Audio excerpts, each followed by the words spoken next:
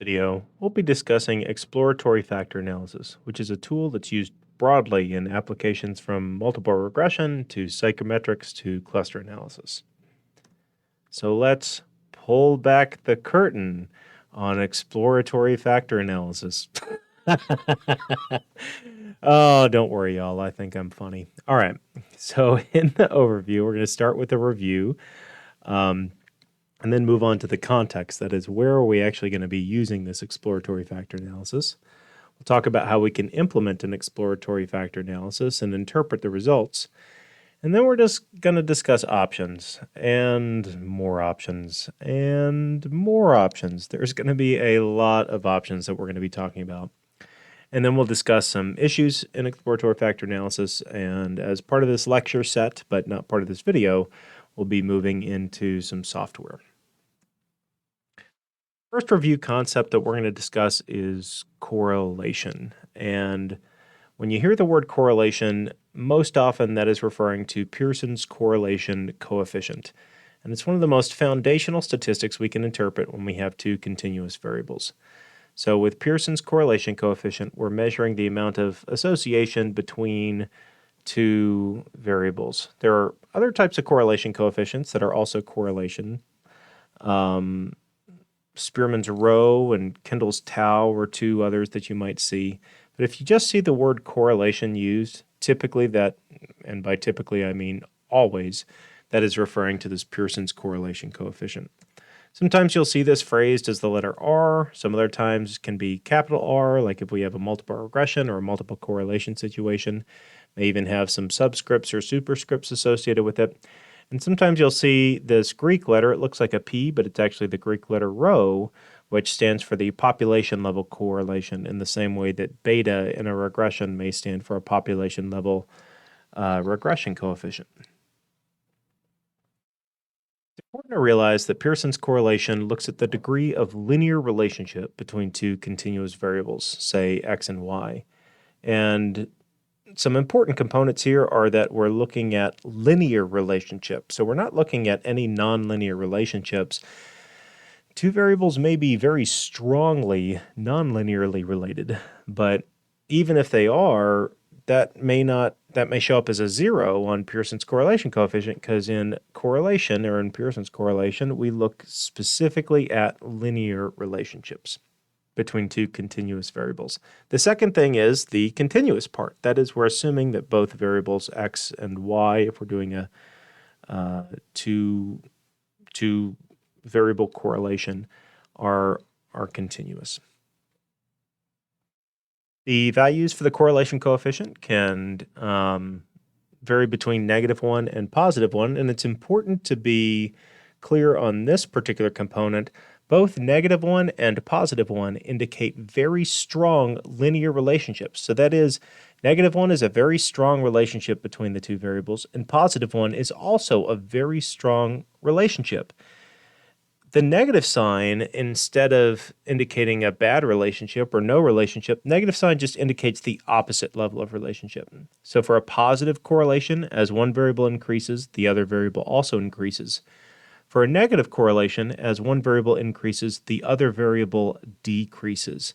And so with a -1, that's a very strong negative relationship. That is, they're strongly associated, but as one variable increases, the other variable is decreasing.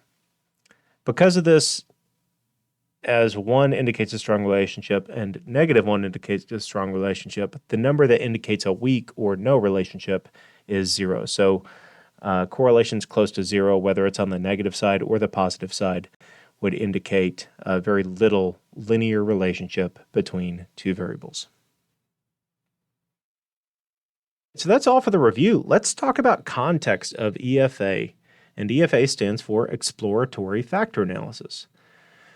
Now, exploratory factor analysis is very similar to another analysis called cluster analysis. Whereas cluster analysis looks to join participants together into different clusters, factor analysis looks to combine variables together into factors. So consider when you would do this. Well, maybe you would do this to identify patterns. One example could be that I have a bunch of items that I put together in a psychometric questionnaire. That is something that I'm looking to study personality traits or something like that. And I want to see what personality traits emerge from a bunch of different questions together. So I might ask a bunch of different possible questions and then perform a factor analysis to see which of these questions combine together. And maybe on reading the questions, maybe factor analysis tells me 3 or 4 of these questions combine together. I can read the questions and spot a common theme among these items. And that's how I get a factor. These items may combine together to create a common theme or factor among the items. Another thing could be, let's say I have a whole bunch of sub components of a GDP. I might be able to aggregate GDP components together for different countries to determine what types of GDP measures tend to go together. Another thing that I could do is, let's say I created a scale and I had 5 items that were supposed to measure mathematics ability, and 5 items that are supposed to measure English ability, and 5 items that are supposed to measure science ability. I might want to run an exploratory factor analysis to see, do my math items group with the math items, the English items group with the English items, and the science items group with the science items. And if the computer comes up with the same pattern that I came up with when I made the items, that could be strong evidence that the item groupings that I created are actually the item groupings we're observing in the data. Now, there is a different type of analysis to do when I know the patterns ahead of time. That is a validation instead of an exploration. And that type of analysis is also called a factor analysis, but it's called a confirmatory factor analysis instead of exploratory. And is something that may be discussed in a different class. A third time that I can do this is when I want to reduce variables. So what do I mean? Say in a multiple regression, I'm running a particular analysis and I find a very high VIF among a couple of independent variables. That is, I find some pretty high correlations among the independent variables. In that particular case, what I may want to do, in a previous or elementary regression class, we might say just drop one of the variables, but maybe each of these variables have a valuable component that I don't want to lose. Even though they're highly related, they do talk about subtly different things. And it might be wise, instead of dropping one or the other, to try to combine them such that the combination score may make something better. Now, depending on who you talk to, and in fact, in the Tabinachik and Fidel textbook, they even mention this, sometimes a simple combination, like creating a sum score or a mean score, would make sense for such a combination. But another way to approach this is to actually run a factor analysis, which finds the best weights for each variables to explain the most variation within the data. That is, I can come up with the perfect combination of these variables to explain as much variability in both original items as possible, such that it is as representative as possible as both variables. And in that particular case, a factor analysis can be very useful. We have a particular type of factor analysis that's very good about this, and we'll discuss that later. Another option could be when I'm running a cluster analysis. In cluster analysis, there's a concern about the curse of dimensionality. And actually, this is true in other analyses as well. But maybe what I want to do is I want to account for a lot of variables, but I don't have the sample size required to do that. What I could then do is to reduce the number of variables down into as few themes as possible, and then run the cluster analysis using the themes of variables, that is those factor scores, as opposed to using the individual items to start with. And that would reduce the number of variables that I'm using within the cluster analysis and ultimately reduce the required sample size. All right. So for implementation, really just is just a p-dimensional projection. So given a variable p and a number of factors k, we're simply projecting the p-dimensional joint distribution variable space from the initial variables onto the k-dimensional distribution of the factor space. Make sense? I don't expect you to understand any of that for this particular class. Suffice it to say, there's some fancy math going on at the back end to try to get all of our original variables, and we're going to say there's p of those original variables, into as few factors as possible. And in exploratory factor analysis, there's a couple of ways to do this, but typically we'll say how many factors we want to really consider. and we can look at those factor solutions. So within that, we're going to try to see within those factor solutions how many of those underlying factors or how many themes can we come up with, or how few themes can we come up with that still represent the original data. So let's take a step back on this and just consider if if I had 10 variables and two of them were very closely related, we could really just use one of those, or as we talked about with the multiple regression situation just a moment ago, a combination of the two of them instead of including both variables simultaneously. And if and when we can do that, maybe it would make more sense to do that as opposed to including both variables simultaneously. So why not do that? And again, we're seeking to, in this case, not drop one, but combine them and keep the combined score, which is more representative of both of them individually. So we don't just lose one and say, hey, the other one's related.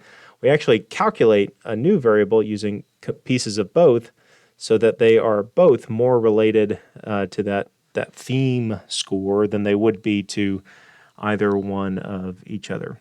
And there's a lot of math in the back end.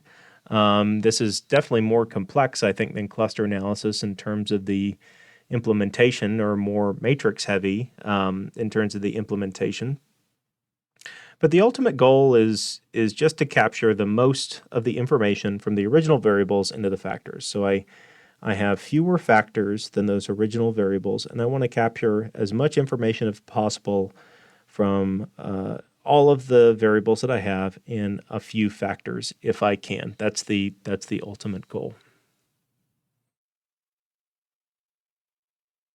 So let's check out a quick example. So this is the correlation table from the text. This reminds me a lot of my graduate school. I went to graduate school in Colorado, and we talk a lot about skiing. So here we have the cost of a ticket, the speed of a lift, the depth of the snow, and the powderiness of the snow, which we will operationalize, a fancy word for how we're going to measure something that's an idea. Powderiness is kind of an idea, and we'll measure it via the moisture content. So powderiness of the snow operationalized as moisture content.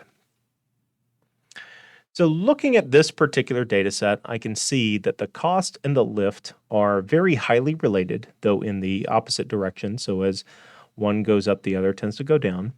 And the depth and the powder are also extraordinarily highly related. But I see, looking where cost and depth and cost and powder meet, that cost and depth and cost and powder actually seem to be pretty unrelated.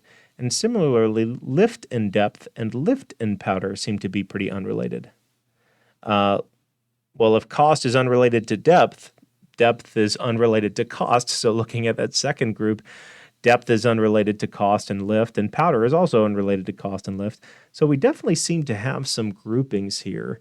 And we can kind of see those groupings that cost and lift seem to group together, and depth and powder seem to group together for whatever reason. And so I can kind of see this and maybe draw this out in my mind, that cost and lift seem to go together, and depth and powder seem to be kind of unrelated to whatever that's talking about. And depth and powder seem to go together, and cost and lift seem unrelated with whatever that's talking about. So in this particular case, I could call the cost and lift combination a factor. That is, there might be one word that I could use to describe the joining of cost and lift together, and I could call depth and powder together a factor. And there might be one word or theme that I could use in depth and powder. Well, I'll start with depth and powder because that's the one that makes the most sense to me, having lived in Colorado. Depth and powder might be the quality of the skiing or the quality of the run or resort, and I might look for something that has, a very high quality of depth and powder in terms of enjoying my skiing experience at a particular place. In terms of cost and lift, maybe we call that management, who sets the cost, and management, who sets the speed of the lifts. We might call that upkeep. We might call that quality or value. There's a couple of different themes that could come into play to discuss or describe the joining of cost and lift as two very correlated variables. And frankly, you could come up with something different than I could. And that's part of the qualitative nature of factor analysis. In a very similar way as labeling clusters, we may not actually have a perfect label for these.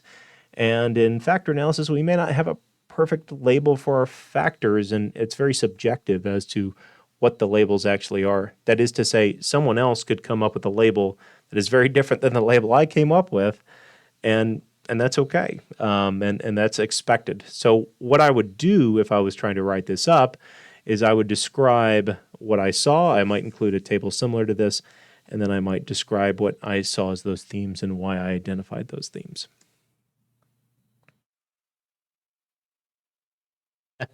Well, you might be asking yourself, that was it? You kind of hyped all this mathy stuff up.